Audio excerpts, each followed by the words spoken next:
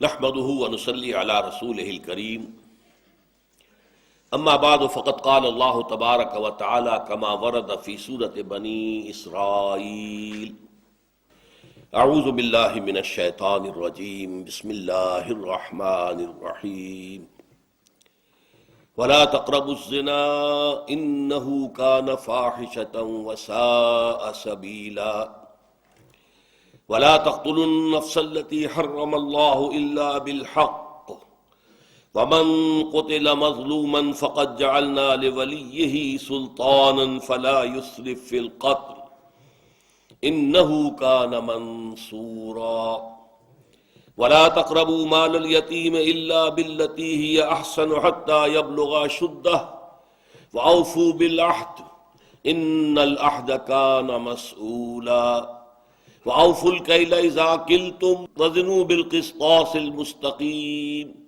ذَلِكَ خَيْرٌ وَأَحْسَنُ تَأْوِيلًا صدق اللہ العظیم۔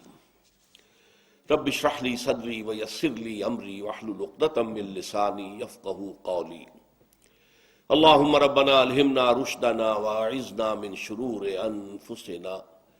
اللہم ارنا الحق حقا وارزقنا اتباعہ وارنا الباطل باطلا وارزقنا اجتنابہ آمین یا رب العالمین۔ سورہ بنی اسرائیل کے چوتھے رکوع کی دوسری آیت پر گزشتہ نشست میں کچھ گفتگو ہو چکی ہے۔ وَلَا تَقْرَبُوا الزِّنَا إِنَّهُ كَانَ فَاحِشَةً وَسَاءَ سَبِيلًا۔ اس کے بارے میں یہ عرض کیا جا چکا ہے کہ در حقیقت زنا کا سد باب کرنے کے لیے اولاً یہ سمجھیے زنا کہتے کسے ہیں۔ ایک مرد اور عورت کے درمیان جنسی اختلاط ہو جبکہ ان کے مابین نکاح، شادی، میرج، کوئی قانونی رابطہ جو ہے موجود نہ ہو۔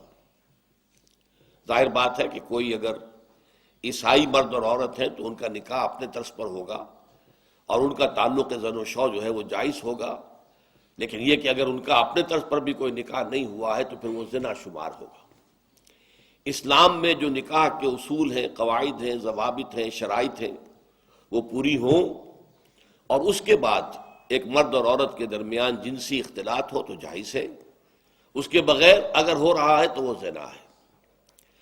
اس زنا کے بارے میں پہلا لفظ جو آیا وَلَا تَقْرَبُوا الزِّنَا، زنا کے قریب بھی مت جاؤ۔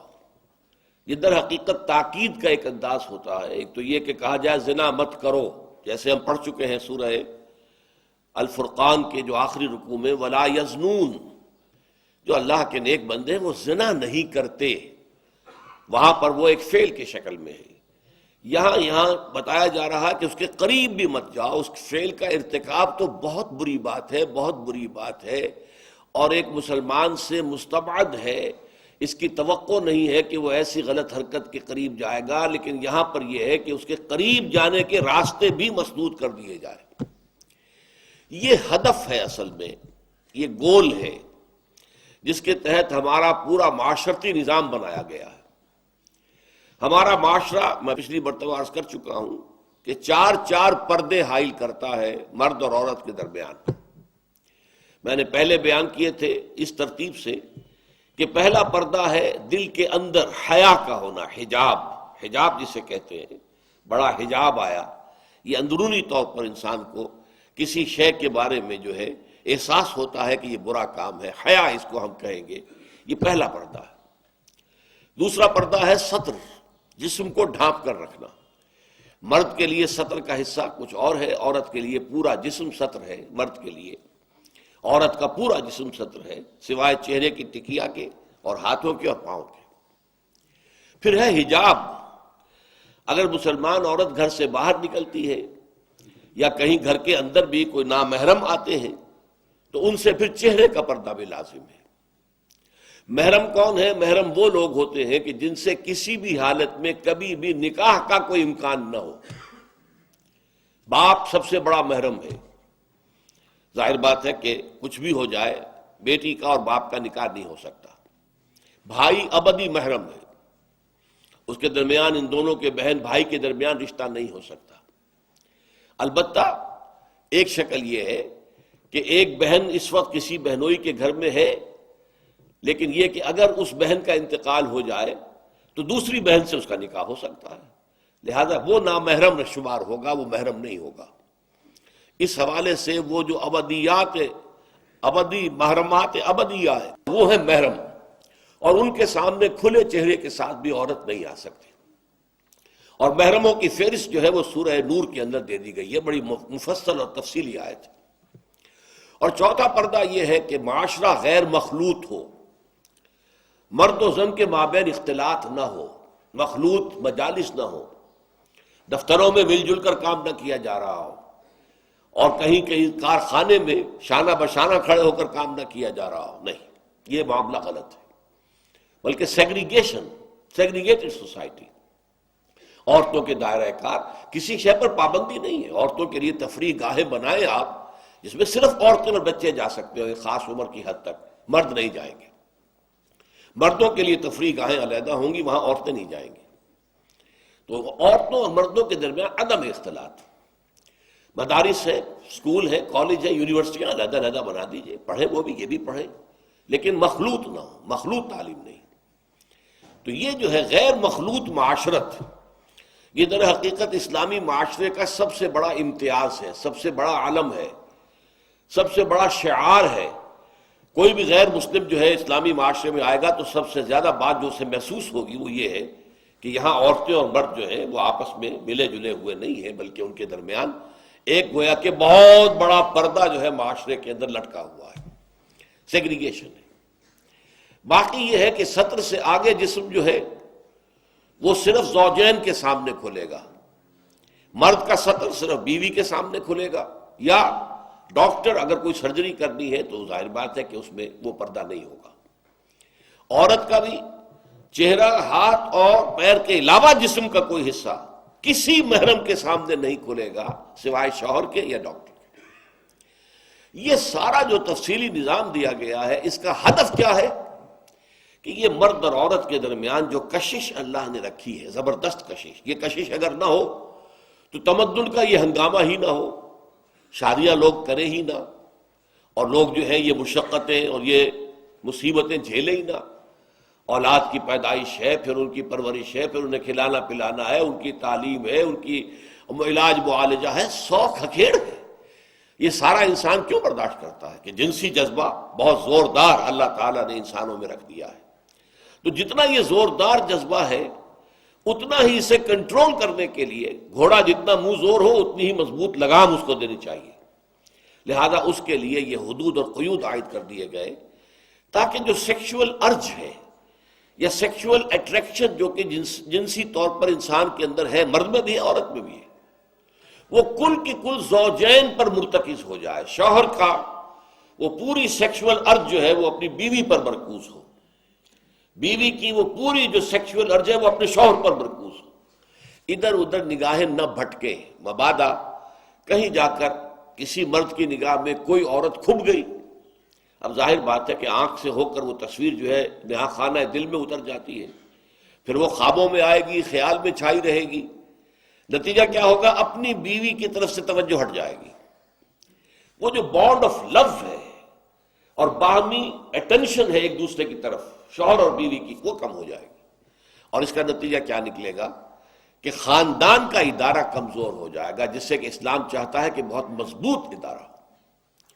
اس لیے یہ ساری قدغنیں ہیں، یہ سارے ضوابط ہیں، یہ قواعد ہیں، بلکہ اسلامی معاشرے کا جیسا کہ میں نے عرض کیا ہے یہ سب سے نمایاں وصف ہے کہ یہاں مرد و زن کا اختلاط نہیں ہے، کوئی فری انٹرمکسنگ نہیں ہے۔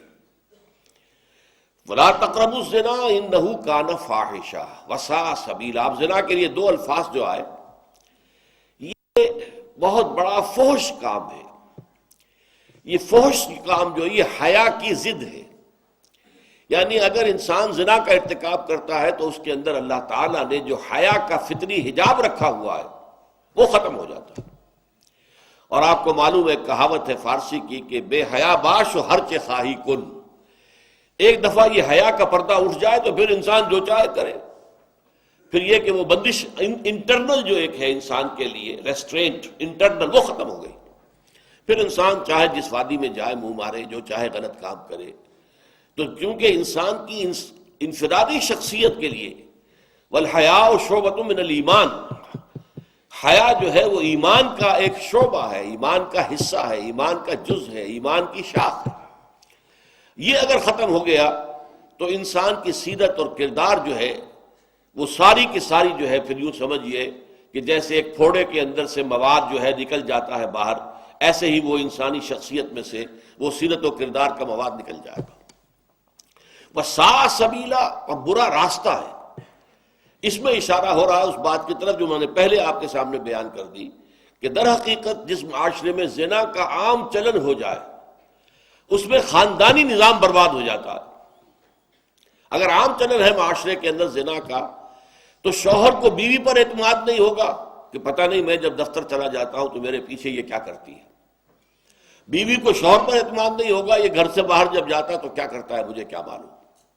وہ جو باہمی اعتماد کی ایک فضا ہوتی ہے، باہمی اعتماد کے ساتھ جو ہے پھر وہ ایک دوسرے کے احساسات و جذبات کا لحاظ کرنا، ایک دوسرے سے محبت و رافت اور الفت وہ ختم ہو جاتی ہے، معاشرتی بندھن کمزور پڑ جاتے ہیں۔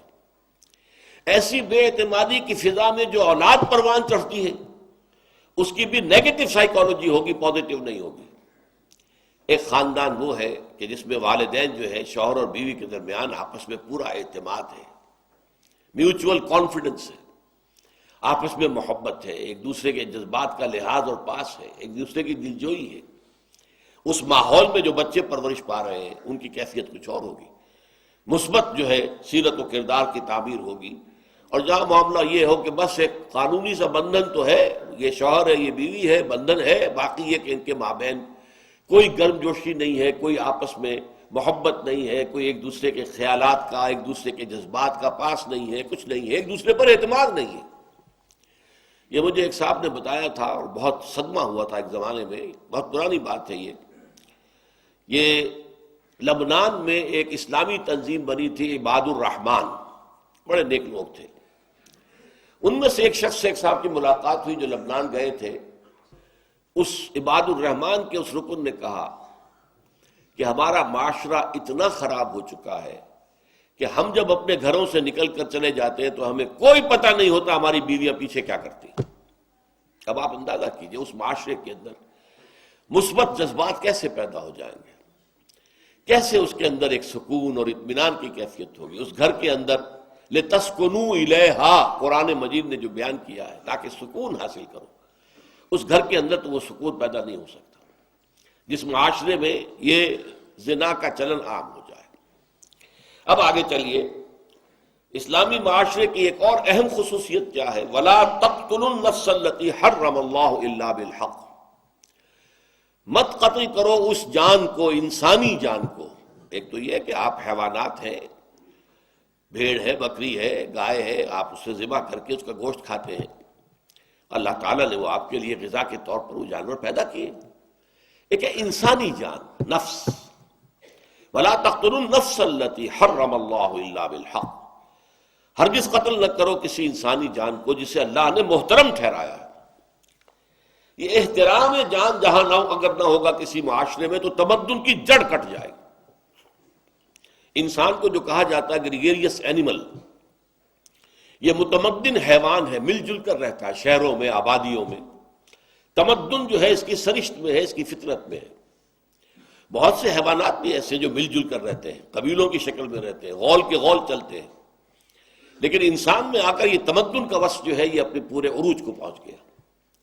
لیکن اس تمدن کی بنیاد یہ ہے کہ ایک دوسرے کی جان کی اور ایک دوسرے کے مال کی پوری جو ہے وہ لحاظ رکھا جائے کہ کسی کی جان کو نقصان پہنچایا جائے نہ اس کے مال کو نقصان پہنچایا جائے، اور اس میں سب سے پہلے شے جو ہے وہ جان آتی ہے۔ یہی وجہ ہے کہ سورہ مائدہ میں ایک آیت مبارکہ میں فرمایا گیا کہ اگر کسی شخص نے ایک انسانی جان کو بھی ناحق قتل کر دیا فَكَأَنَّمَا قَتَلَ النَّاسَ جَمِيعًا، تو یہ ایسے گویا کہ اس نے تمام انسانوں کو قتل کر دیا، یعنی اس نے انسانی تمدن کی جڑ کاٹ دی۔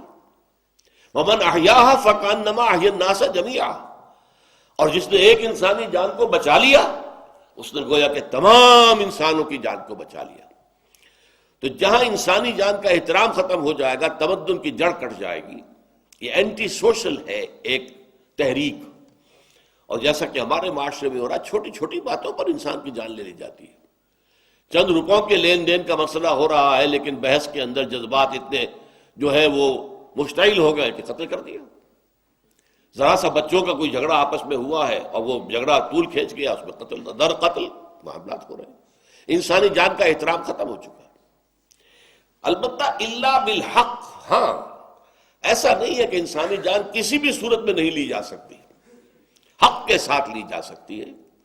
وہ حق کیا ہے؟ احادیث کے اندر 4 شکلیں بیان کی گئی ہیں جو قتل بالحق ہوگا.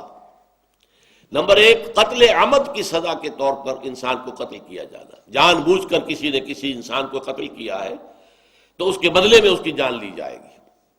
البتہ اس کے اندر اسلامی قانون کا یہ خاص جو ہے وصف ہے کہ اس نے ایک راستہ پیدا کر دیا ہے کہ اگر جو مقتول ہے اس کے ورثاء خون بہا لینے کو تیار ہو جائیں کہ اتنے لاکھ روپے ہمیں دے دیے جائیں تو ہم اس قتل کو معاف کر دیں گے، وہ قاتل کی جان بخشی ہو جائے گی اگر اتنے لاکھ روپے دے دیے جائیں.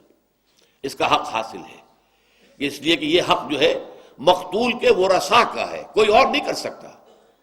عدالت جو ہے مجبور نہیں کر سکتی، کوئی صدر مملکت جو ہے کسی قاتل کی سزا کو معاف نہیں کر سکتا، قطعاً نہیں. یہ ہمارے دستور میں بھی ہے اور بالکل غلط غیر اسلامی دفعہ ہے. یہ غالباً دفعہ نمبر 45 ہے ہمارے دستور میں. صدر مملکت کو حق حاصل ہے کہ قاتل پر قتل ثابت ہو چکا، اسے سیشن جج نے جو ہے سزا دے دی، ہائی کورٹ میں اپیل مسترد ہو گئی، سپریم کورٹ میں مسترد ہو گئی، پھر بھی صدر مملکت کو حق حاصل ہے کہ وہ اس کی رحم کی اپیل پر غور کرے اور چاہے تو اس کو بخش دے. اسلام میں یہ حق کسی کو حاصل نہیں. یہ حق حاصل ہے مقتول کے ورثاء کو. وہ چاہے تو بغیر کچھ پیسہ لیے معاف کر دیں، ٹھیک ہے، چاہے تو خون بہا لے کر معاف کر دیں، جان بخشی کر دیں، وہ بھی ٹھیک ہے. اور وہ چاہے کہ نہیں صاحب خون کا بدلہ خون، جان کا بدلہ جان، تو ظاہر بات ہے کہ اس صورت میں اس قاتل کو قتل کیا جائے گا. تو یہ ایک شکل ہو گئی قتل بالحق کی. نمبر 2، قتل بالحق کیا ہے؟ اگر کسی شخص نے جو شادی شدہ ہے، مرد یا عورت، زنا کا ارتکاب کیا ہے تو بدترین شکل میں قتل کی سزا ہے، وہ رجم ہے. پتھر مار مار کے اس کو ہلاک کیا جائے، یہ بھی قتل ہے. تیسرے یہ ہے کہ اگر اسلامی ریاست میں کوئی مسلمان مرتد ہو جاتا ہے، عیسائی ہو جاتا ہے، قادیانی ہو جاتا ہے، کچھ اور ہو جاتا ہے، دائرہ اسلام سے خارج، وہ بھی قتل کر دیا جائے گا، الا یہ کہ وہ پھر ہمارا ملک چھوڑ کے چلا جائے.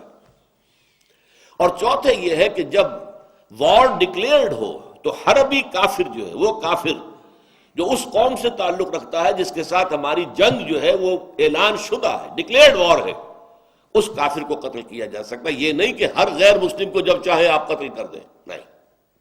ذمی کو آپ قتل کریں گے، یہ ایسا ہی ہے جیسے آپ نے کسی مسلمان کو قتل کر دیا، وہ آپ کی ریاست کا شہری ہے. تو یہ ہے 4 شکلیں جس کے علاوہ کوئی صورت اسلام میں کسی انسان کی جان کے لینے کی نہیں ہے. تو فرمایا وَلَا تَقْتُلُوا النَّفْسَ الَّتِي حَرَّمَ اللَّهُ إِلَّا بِالْحَقِّ وَمَنْ قُتِلَ مَظْلُومًا، اور جو ان 4 شرطوں کے علاوہ قتل کیا گیا، من قتل مظلومًا، تو گویا کہ وہ ظلم کے ساتھ قتل کیا گیا، وہ مظلوم ہے، فَقَدْ جَعَلْنَا لِوَلِيِّهِ سُلْطَانًا، تو ہم نے اس کے ولی یعنی اس کے وارث کو سند عطا کر دی ہے، اختیار اس کے ہاتھ میں ہے. تو حکومت کا رول اس میں کیا ہوگا؟ تفتیش کرے، تحقیق کرے، قاتل کو پکڑے، مقدمہ قائم کرے، ثابت کرے، لیکن اس کے بعد فیصلہ یہ اس کے ہاتھ میں نہیں ہے. فیصلہ مقتول کے وارث کے ہاتھ میں ہے.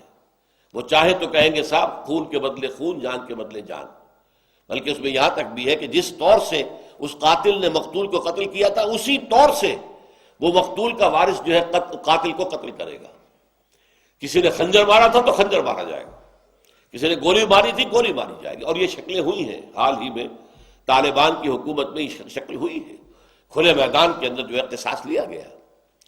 اور یہ جیسا کہ میں عرض کر چکا ہوں، مقتول کے وارث کو حق ہے وہ چاہے تو بغیر کو لیے دیے معاف کر دیں، ٹھیک ہے جی ہم معاف کرتے ہیں، یا خون بہا لے لیں. اس کا فائدہ کیا ہوتا ہے کہ یہ قتل در قتل جو چلتا ہے نا، خاص طور پر قبائلی معاشرے میں، ہمارے ہاں بلوچستان وغیرہ میں اس نے اس کا قتل کیا، انہوں نے پھر اس کا قتل کر دیا، پھر قتل کا قتل ہو گیا، پھر قتل کا جوابی قتل ہو گیا.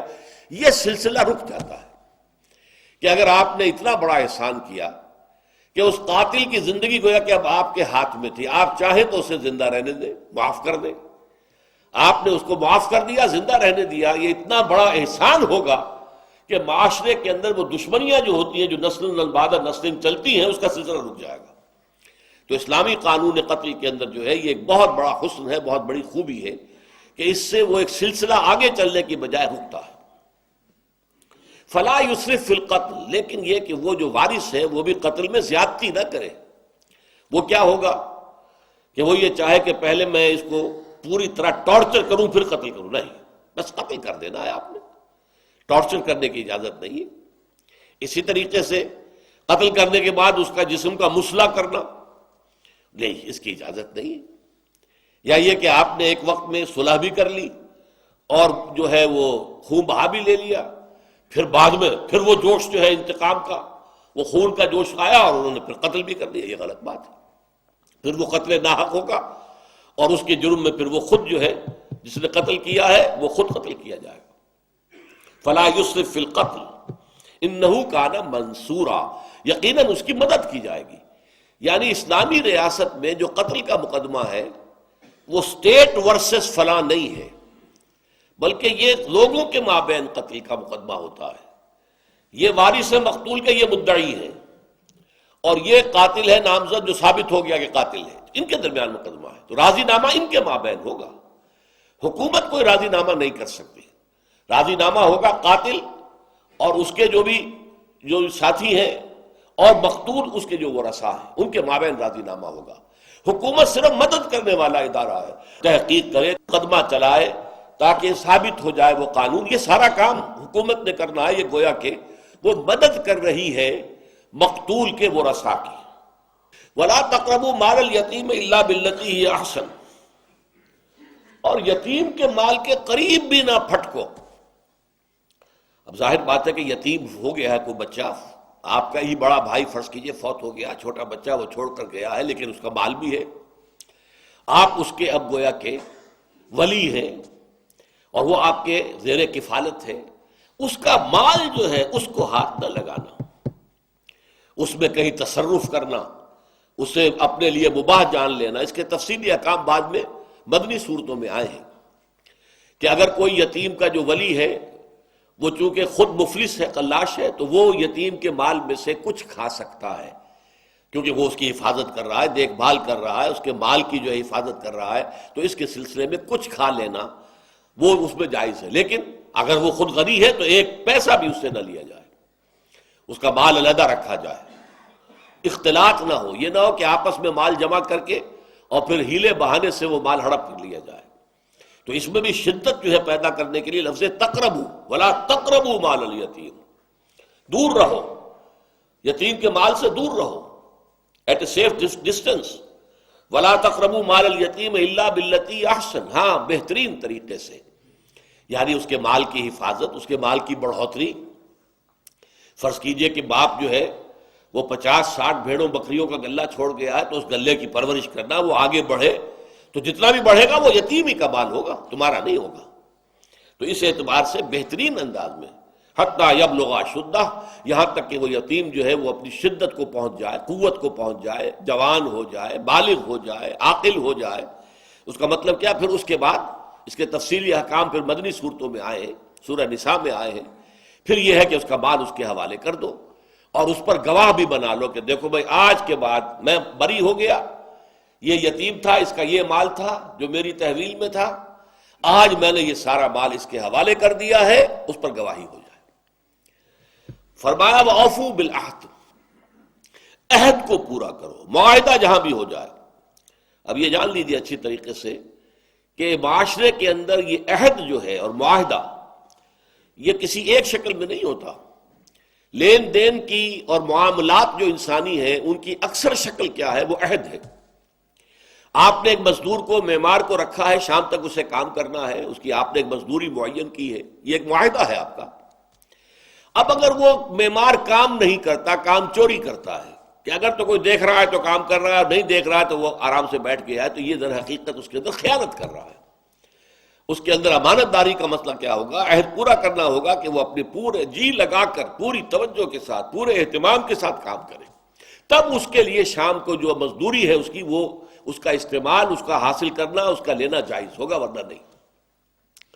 اسی طرح امپلائر امپلائی، لوگ محکموں کے اندر ملازم ہیں، سرکاری ملازم ہیں، پرائیویٹ کمپنیوں میں ملازم ہیں، ریمونریشنز طے ہیں، ان کے یہ حقوق ہیں، ان کو یہ کچھ ملے گا، تو اب اس کے اندر بھی ایک معاہدہ ہے۔ شادی بھی ایک سوشل کانٹریکٹ ہے، ایک عورت اور ایک مرد کے درمیان۔ عورت کے حقوق ہیں وہ مرد کو ادا کرنے ہوں گے، مرد کے حقوق ہیں وہ عورت کو ادا کرنے ہوں گے۔ تو یہ اوفو بالعہد جو ہے، یہ میں اس سے پہلے جو دوسرا درس تھا ہمارے منتخب نصاب کا، اس میں آیا بر میں بھی آیا ہے، والموفون بعہدہم اذا عاہدوا، اور اپنے عہد کو نبھانے والے، پورا کرنے والے، جبکہ وہ باہم ایک معاہدہ کر لیں۔ تو یہ بھی انسانی معاشرے کا، اسلامی معاشرے کا ایک اہم وصف ہے کہ اس میں وعدہ کر لیا جائے تو اس کو پورا کیا جائے۔ ان العہد کان مسئولا، اور دیکھو عہد کے بارے میں تم مسئول ہوگے، عہد مسئول ہے، یعنی اس کے بارے میں سوال کیا جائے گا۔ تم نے فلاں عہد کیا تھا، پورا کیوں نہیں کیا؟ تم نے فلاں وعدہ کیا تھا، پورا کیوں نہیں کیا؟ ان العہد کان مسئولا۔ اور ظاہر بات ہے کہ بندہ مسلم کے لیے، بندہ مومن کے لیے سب سے بڑی بات یہ ہے کہ مجھے اللہ کے ہاں جواب دہی کرنی ہے۔ تو یہ نہ سمجھو کہ یہ معاملہ تو میرے اور اس بندے کے درمیان تھا، اس سے اللہ سے کیا تعلق، نہیں۔ در حقیقت جب تم معاہدہ کر رہے ہوتے ہو تو اللہ گواہ کے طور پر موجود ہوتا ہے۔ اللہ شہید بیننا و بینکم، اللہ گواہ ہے ہمارے اور تمہارے مابین۔ تو اللہ تعالیٰ جو ہے پھر مواخذہ کرے گا، پوچھے گا تم نے وہ عہد جو ہے پورا کیوں نہیں کیا۔ وَأَوْفُوا الْكَيْلَ إِذَا كِلْتُمْ، یہ مالی معاملات میں اب آ گیا۔ یہ کہتے ہیں ماپ کر دینا، جو بیع و شرع ہے، بعض چیزیں وہ ہے جو ناپ کر دی جاتی، کپڑا ناپ کر دیا جا رہا ہے، 2 گز ہے، 4 گز ہے، 8 گز ہے، یہ ناپا جا رہا ہے۔ یا بعض اوقات ہوتا ہے کہ گندم بھی جو ہے کسی پیمانے کے، ساع وغیرہ جو ہے یہ پیمانے ہیں، یہ وزن نہیں ہے۔ تو اگر تم ناپ کر کوئی شے دے رہے ہو، وَأَوْفُوا الْكَيْلَ إِذَا كِلْتُمْ، تو پیمانے کو پورا پورا بھرو، اس میں کوئی کمی نہ کرو۔ وَزِنُوا بِالْقِسْطَاسِ الْمُسْتَقِيمِ، اور اگر تول کر دے رہے ہو تو سیدھی ڈنڈی کے ساتھ تولو، اس میں کوئی ڈنڈی نہ مارو، کوئی کمی نہ کرو۔ وَلَا تَبْخَسُوا النَّاسَ أَشْيَاءَهُمْ، لوگوں کو ان کی چیزوں سے، ان کے مال سے محروم نہ کرو۔ اب یہ ہے دیانت، لین دین میں، خرید و فروخت میں، یہ معاملات انسانی کا اہم باب ہے۔ تو اسلامی معاشرے کے احکام کے اندر یہ بھی بنیادی اہمیت کے حامل احکام ہیں۔ وَأَوْفُوا الْكَيْلَ إِذَا كِلْتُمْ وَزِنُوا بِالْقِسْطَاسِ الْمُسْتَقِيمِ ذَلِكَ خَيْرٌ وَأَحْسَنُ تَأْوِيلًا، یہی طرز عمل بہتر بھی ہے، تمہارے لیے بہتر ہے۔ ورنہ واقعہ یہ ہے کہ قرآن مجید میں ایک سورت جو ہے مکی صورتوں میں سے، وَيْلٌ لِّلْمُطَفِّفِينَ، ہلاکت ہے، بربادی ہے کمی اور ناپنے میں، تول میں کمی کرنے والوں کے لیے۔ مطففین، اور ظاہر بات ہے کتنی کمی آپ کر لیں گے، ذرا ڈنڈی ماریں گے تو وہ 16 چٹانک کی بجائے 15.5 چٹانک دے دیں گے، 15 چٹانک دے دیں گے۔ آپ نے آدھی چٹانک بچایا نا، کیا بچایا؟ لیکن اس آدھی چٹانک میں آپ کا ایمان ضائع ہو گیا، ثابت ہو گیا کہ آپ کے اندر ایمان نہیں ہے، آپ کو یقین نہیں ہے کہ اللہ دیکھ رہا ہے، آپ کے گاہک نے نہیں دیکھا ہے کہ آپ کے ہاتھ کی یہ جنبش ہو گئی ڈنڈی مارنے کی، اللہ نے تو دیکھا ہے نا۔ وَيْلٌ لِّلْمُطَفِّفِينَ الَّذِينَ إِذَا اكْتَالُوا عَلَى النَّاسِ يَسْتَوْفُونَ، جب وہ ناپ کر لیتے ہیں تو پورا پورا لیتے ہیں۔ وَإِذَا كَالُوهُمْ أَوْ وَزَنُوهُمْ يُخْسِرُونَ، جب ناپ کر یا وزن کر کے دیتے ہیں تو کمی کر دیتے ہیں۔ أَلَا يَظُنُّ أُولَٰئِكَ أَنَّهُم مَّبْعُوثُونَ لِيَوْمٍ عَظِيمٍ يَوْمَ يَقُومُ النَّاسُ لِرَبِّ الْعَالَمِينَ، کیا انہیں یہ خیال نہیں ہے کہ انہیں اٹھایا جائے گا مرنے کے بعد، اور پھر انہیں اس یوم عظیم، بڑے عظیم دن اپنے رب کے حضور میں کھڑے ہونا ہوگا جواب دہی کے لیے۔ یہ احساس پیدا کرنا در حقیقت یہ ہے ایمان کا تقاضا۔ اس لیے ایک حدیث جس کے بارے میں آتا، حضرت انس بن مالک رضی اللہ تعالی عنہ، جو حضور کے خادم خاص تھے اور جو 9 برس تک حضور کی خدمت کرتے رہے، وہ یہ فرماتے ہیں کہ قلما خطبنا رسول اللہ صلی اللہ علیہ وسلم الا قال، شاذ ہی ہوگا کوئی ایسا وعظ کہ آپ نے ہمیں دیا ہو، خطبہ دیا ہو اور یہ الفاظ اس میں ادا نہ کیے ہو۔ گویا کہ ہمیشہ حضور یہ الفاظ اپنے خطبے میں شامل کرتے تھے، لا ایمان لمن لا امانت لہ ولا دین لمن لا عہد لہ، جس شخص میں امانت داری کا وصف نہیں، اس کے کوئی ایمان نہیں، اور جس شخص میں عہد پورا کرنے کا وصف نہیں، اس کا کوئی دین نہیں۔ اس لیے کہ دین بھی تو ایک عہد ہے، ایاک نعبد و ایاک نستعین، یہ معاہدہ ہے، بہت بڑا معاہدہ ہے۔ آپ 10 روپے کا معاہدہ پورا نہیں کرتے تو یہ پوری زندگی کا معاہدہ کیسے پورا کر دیں گے؟ ولا دین لمن لا عہد لہ۔ تو ذالک خیر واحسن تاویلا، نتیجے کے اعتبار سے بہترین یہی ہے۔ تم ڈنڈی مارو گے برکت ختم ہو جائے گی، تم جھوٹ بولو گے، ایک حدیث میں آتا ہے کہ قسم کھانے سے مال تو بک جاتا ہے لیکن برکت ختم ہو جاتی ہے۔ سیدھی سیدھی بات ہے، یہ مال ہے، یہ قیمت ہے، آپ کو پسند ہے لے لیجیے، ورنہ نہیں۔ خدا کی قسم اور فلاں یہ ہے اور یہ ہے، میں نے تو اتنے میں لیا ہے اور یہ کیا، اس میں جھوٹ شامل کر رہے ہیں، کیا فائدہ؟ اس سے ہو سکتا ہے کوئی شخص متاثر ہو کر مال تو آپ کا خرید لے لیکن برکت ختم ہو جائے۔ تو وَأَوْفُوا الْكَيْلَ إِذَا كِلْتُمْ وَزِنُوا بِالْقِسْطَاسِ الْمُسْتَقِيمِ ذَلِكَ خَيْرٌ وَأَحْسَنُ تَأْوِيلًا۔ بارك الله لي ولكم في القرآن العظيم ونفعني وإياكم بالآيات والذكر الحكيم۔